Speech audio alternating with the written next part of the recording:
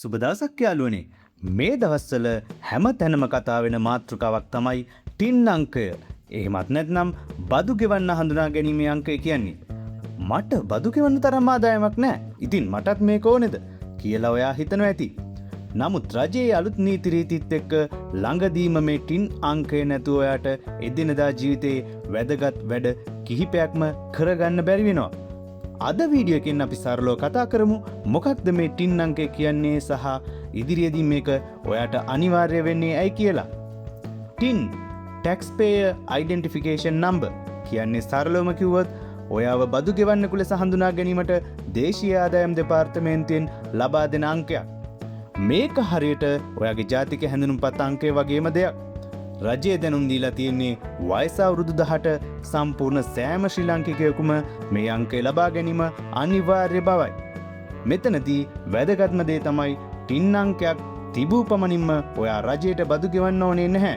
බදු ගෙවන්න ඕනේ ඔයාගේ වාර්ෂික ආදායම රුපියල් ලක්ෂ 18ට වැඩි නම් විතරයි. ඒ කියන්නේ සාමාන්‍යයෙන් ඔයාගේ මාසික ආදායම 1,50,000ට වැඩි නම් වගේ. දැන් අපි බලමු ඇයි මේක ඔයාට අනිවාර්ය වෙන්නේ කියලා. ඉදිරියේදී මේ වැඩ කටයුතු සඳහා ටින් අංකය ඉදිරිපත් කිරීම අනිවාර්ය කිරීමට රජය තීරණය කර තිබෙනවා.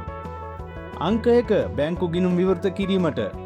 නව බැංකු ගිණුමක් විවෘත කිරීමේදී මෙය අවශ්‍ය විය හැකියි. අංක 2 වාහන ලියාපදිංචිය සහ වාහන පැවරුම්. ඔයා අලුතින් වාහනයක් මිලදී ගන්නවා නම් හෝ වාහනයක අයිතිය පවරනවා නම් ටින් අංකය ඉදිරිපත් කිරීමට සිදු වෙනවා. අංක 3 ඉඩම් ලියාපදිංචිය.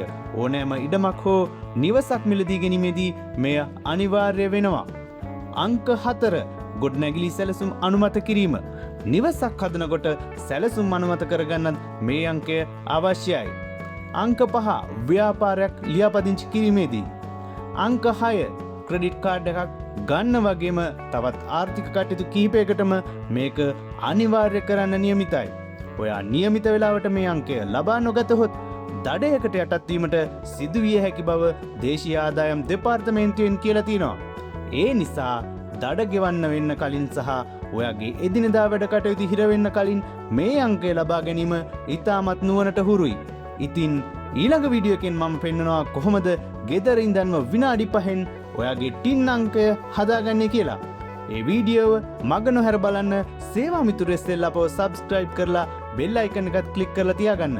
මේ තොරතුරු වැදගත් කියලා හිතෙනවා නම් යාළුවන්ටත් බලන්න share කරන්න. ඔයාලට ජය වේවා.